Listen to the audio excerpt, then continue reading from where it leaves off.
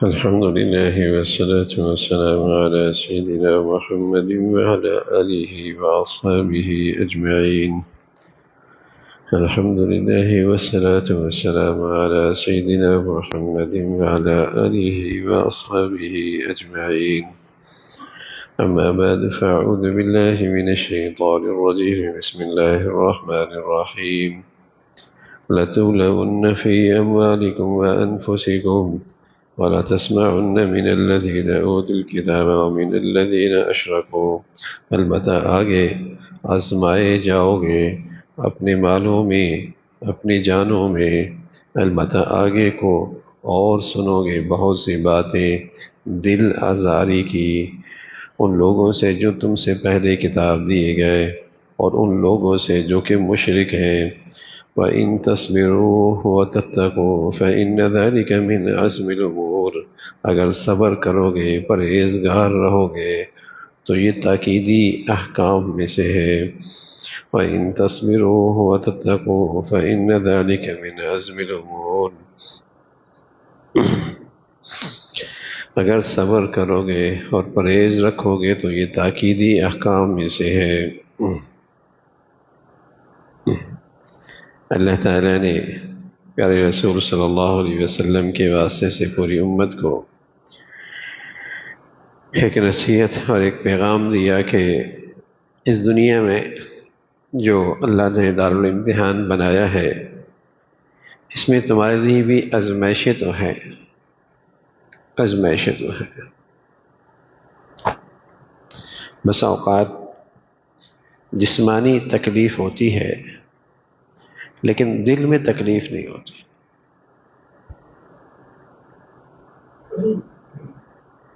بلکہ دل میں اطمینان ہوتا ہے. ڈاکٹر انجیکشن لگاتا ہے، جسمانی تکلیف تو ہو رہی ہوتی لیکن دل میں اطمینان ہوتا ہے اور آدمی اس کا شکریہ بھی ادا کر رہا ہوتا ہے. اور بس اوقات جسمانی تکلیف ہوتی ہے اور دل میں بھی تکلیف ہو رہی ہوتی ہے. جیسے کوئی اجنبی آدمی سوئی چبوئے تو جسمانی تکلیف بھی ہوگی، دل میں بھی پریشانی ہوگی. کیوں چبویا بھائی؟ کیا تکلیف ہے آپ کو؟ ایسا بھی ہوتا ہے. تو بس اوقات جسمانی تکلیف ہوتی ہے، دل کی تکلیف نہیں ہوتی اور دل کی پریشانی نہیں ہوتی. اور اصل دل کی تکلیف ہے. جیسے جسمانی تکلیف نہ ہو اور آدمی دسترخوان پہ بیٹھے ہو لیکن دل پریشان ہو، بتائیے دسترخوان پہ کھانے پہ مزہ آئے گا؟ اصل پریشانی دل کی پریشانی ہے، اصل تکلیف دل کی تکلیف ہے. اتنا اچھا پلنگ ہے، اتنا اچھا ڈرائنگ روم ہے، اے سی چل رہا ہے، کمرہ شاندار ہے، لیکن اندر پریشان ہے. بتائیے نیند آئے گی؟ جسم میں تو تکلیف نہیں ہے نا، جسم کے لیے تو ساری سہولیات میسر ہے، دل پریشان ہے. تو اصل تکلیف اور پریشانی دل کی ہوتی ہے. تو اس دنیا میں اللہ تعالیٰ نے نظام ایسا رکھا ہے کہ دارالامتحان ہے. اہل دین کا، اہل ایمان کا، اللہ کے نیک بندوں کا اس دنیا میں ان کو آزمائش آتی ہے، لیکن وہ جسمانی آتی ہے، وہ مالی آتی ہے. جسمانی آتی ہے، مالی آتی ہے. جب ان کا ایمان صحت مند ہوتا ہے تو دل کی پریشانی نہیں ہوتی، دل سے وہ مطمئن ہوتے. جیسے آپ ڈاکٹر کو جانتے ہیں تو اس کی سوئی چبونے سے آپ کو تکلیف نہیں ہوتی دل میں. ایسے جب آدمی اللہ تعالیٰ کو پہچانتا ہے اور پھر اس دنیا میں کوئی آزمائش آتی ہے تو وہ جسمانی تکلیف تو محسوس کرتا ہے لیکن دلی پریشانی محسوس نہیں کرتا. جیسے کوئی اجنبی آدمی سوئی چبوئے تو دلی پریشانی بھی ہوتی ہے. تو جب آدمی اللہ تعالیٰ سے اجنبی ہو جاتا ہے اور اس ذات سے دور ہو جاتا ہے اور اس کی معرفت سے محروم ہو جاتا ہے، پھر جسمانی نہیں دلی پریشانی زیادہ ہوتی ہے، پھر دلی بے چینی زیادہ ہوتی ہے، پھر اندر کی بھی سکونی زیادہ ہوتی ہے۔ تو یہ دنیا دار امتحان ہے، دین کی خاطر دین والوں کی آزمائش آئے گی، پیغمبروں کی آئی ہے۔ پیارے نبی فرمایا کرتے تھے اشد البلاء الانبیاء ثم الامثل فالامثل، سب سے زیادہ آزمائشیں حضرات انبیاء علیہ الصلوۃ والسلام، پھر جو ان کے جتنا قریب ہوا۔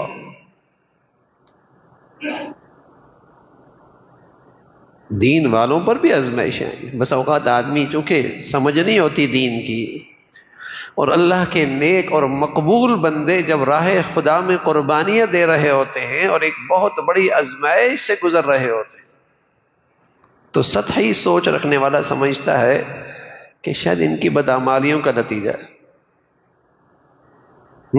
یاد رکھیے، کوئی دین پہ استقامت کے ساتھ چل رہا ہے، نیکی اور تقوی کے ساتھ زندگی گزار رہا ہے، اور پھر اس کی زندگی میں کوئی آزمائش ہے، تو یقین رکھیے ایک تو یہ آزمائش اس کی جسمانی ہے، دلی نہیں ہے، وہ دل میں مطمئن ہے، اور دوسری بات یہ ہے کہ یہ آزمائش اس کے حق میں اللہ کی رحمت ہے، اس کے درجات کی بلندی کا ذریعہ ہے، اللہ تعالیٰ کے قرب کا ذریعہ ہے۔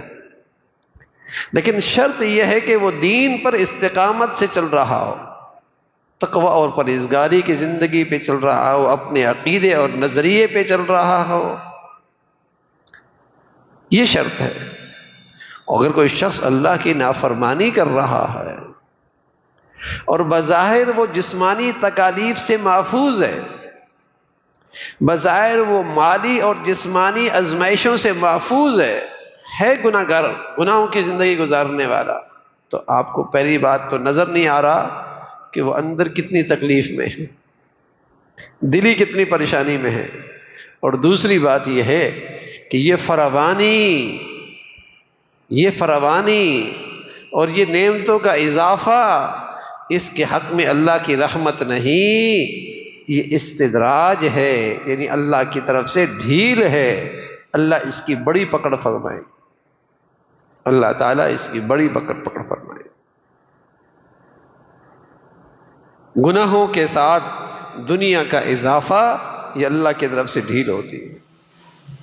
تو اللہ تعالیٰ کا پیغام یہ ہے کہ دین کی خاطر ایمان والوں کے لیے آزمائشیں، مالی بھی، بس اوقات مال کا نقصان ہو جاتا ہے، باوجود ہے کہ وہ دین پہ چل رہا ہوتا ہے، استقامت کے ساتھ چل رہا ہوتا ہے، لیکن دین پہ چلنے کی وجہ سے مالی لحاظ سے اسے آزمائش آ گئی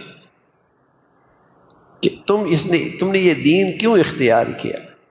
یا تو اپنی اس دینی زندگی سے دستبردار ہو جاؤ، یا اس مالی نقصان کو برداشت کرو، یا تم دین کے اس نظریے سے دستبردار ہو جاؤ، یا جسمانی لحاظ سے اس تکلیف کے لیے تیار ہو جاؤ۔ تو اللہ کے مقبول بندے مال کی قربانی بھی دے دیتے ہیں اور جان کی قربانی بھی دے دیا کرتے ہیں، لیکن اپنے دین اور اپنی دینی زندگی سے دستبردار نہیں ہوتے۔ اس راہ میں آزمائشیں آتی ہیں، صحابہ پر آئیں، اللہ کے مقبول بندوں پر آئیں، اور بڑی بڑی آزمائشیں آئیں۔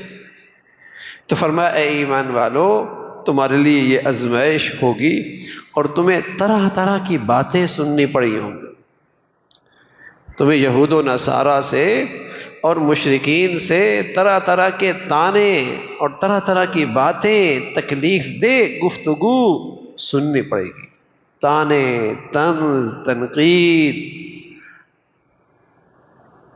طرح طرح کی باتیں سننی پڑیں گی۔ یعنی کتنا بدبخت ہے وہ شخص جو اللہ کے نبی کی شان میں گستاخی کر رہے، آپ سے بڑھ کر تو کوئی ہستی نہیں ہو، لیکن جس شخص نے گستاخی کی فوراً اس پر آسمان سے آگ نہیں برسی کہ وہیں جل جائے، فوراً اللہ کی طرف سے کوئی انتقام نہیں آیا کہ اس کے ہاتھ ٹوٹ جائیں، حالانکہ آپ کی شان میں گستاخی کی. دنیا ہے نا، دارالامتحان ہے. گستاخ بھی کچھ عرصے زندہ رہیں گے، ظالم بھی کچھ عرصہ زندہ رہیں گے، بد کردار بھی کچھ عرصہ زندہ رہیں گے، اور اللہ کے نیک بندوں کی ہاں یہ تکلیفیں آتی رہیں گی. حضور علیہ الصلوۃ والسلام فرمایا کرتے تھے، اللہ تعالیٰ کہتے کہ جو میرے نیک بندے کو ستائے گا، جو میرے ولی کو ستائے گا، وہ ایسا ہے جیسے اس نے مجھ سے اعلان جنگ کیا. اعلان جنگ، اللہ تو اعلان جنگ. اور جب ظاہر ہے بندے اور مخلوق میں جنگ ہوگی تو جیت تو اللہ ہی کی ہوگی. جیسے سود خور کے بارے میں فرمایا کہ یہ اللہ سے جنگ کے مترادف ہے، ایسی اللہ کے نیک بندے کو ستانا اور اس کی برائیاں کرنا اور اس کے پیچھے غیبت کرنا اور اس کے لیے بدگمانیاں کرنا اور اس کے لیے برے تذکرے کرنا اور اس کو تکلیف دینا، یہ اللہ سے اعلان جنگ کے مترادف ہے. تو یہ اعلان جنگ ہوتا ہے، اور ہم دیکھتے ہیں کہ اللہ کا یہ نافرمان اور نیک بندوں کو یہ ستانے والا دنیا میں تو بڑے ٹھاٹ سے رہ رہا ہے. سزا کہاں ہے؟ تو وہ سزا بھی بس اوقات ہر آدمی کو نظر نہیں ہوتی. آپ جانتے ہیں جب جنگ ہوتی ہے تو دشمن کی سب سے قیمتی چیز کو نشان بنایا جاتا ہے. جب جنگ ہوتی ہے تو دشمن کے سب سے اہم جگہ کو نشانہ بنایا جاتا ہے. تو جب بندہ اللہ سے جنگ مول لیتا ہے تو اللہ کی طرف سے جو اس کو سب سے بڑی سزا ملتی ہے اور سب سے بڑا نقصان جو اس دشمن کا ہوتا ہے وہ یہ ہوتا ہے کہ وہ بغیر ایمان کے اس دنیا سے چلا جاتا ہے، کفر پہ مرتا ہے. وہ کفر پہ مرتا ہے اور بغیر ایمان ہدایت کی دولت سے مرتا ہے. یہ سزا ملتی ہے جب اللہ کے نیک بندوں کو ستایا جاتا ہے اور انہیں تکلیف دی جاتی ہے. تو فرمایا آزمائش تو آئے گی اور تمہیں اس قسم کی باتیں اہل کتاب سے اور مشرکین سے سننی پڑیں گی، لیکن صبر کرو. صبر کرو. صبر کا مطلب یہ نہیں کہ تدبیر نہ کریں، اپنا دفاع نہ کریں، اپنی حفاظت نہ کریں. مطلب یہ ہے کہ دین پہ جمے رہیں، اللہ کے حکموں پہ استقامت سے اختیار کریں، اور پرہیزگاری سے. ایسا نہیں کہ وہ زیادتی کر رہا اور آپ اپنے دفاع میں کوئی ایسا طریقہ اختیار کریں جس سے اللہ ناراض ہو رہا ہو، جو بجائے مظلوم بننے کے آپ کی طرف سے زیادتی کی نسبت ہو جائے. نہیں، پرہیزگار بھی بننا ہے. اور فرمایا یہی تاکیدی احکام میں سے ہیں، ایسے موقع پہ اسی چیز کو اختیار کرنا چاہیے. اور پھر یہ آزمائش اور یہ تکلیف اللہ کے نیک بندوں کے حق میں اللہ کی رحمت بنتی ہے. اللہم لک الحمد کلو ولک الشکر کلو. اللہم اعنا علی ذکرک وشکرک وحسن عبادتک. نستغفر اللہ ونتوب الیک، نستغفر اللہ ونتوب الیک. سبحان ربک رب العزة عما یصفون وسلام علی المرسلین والحمد للہ.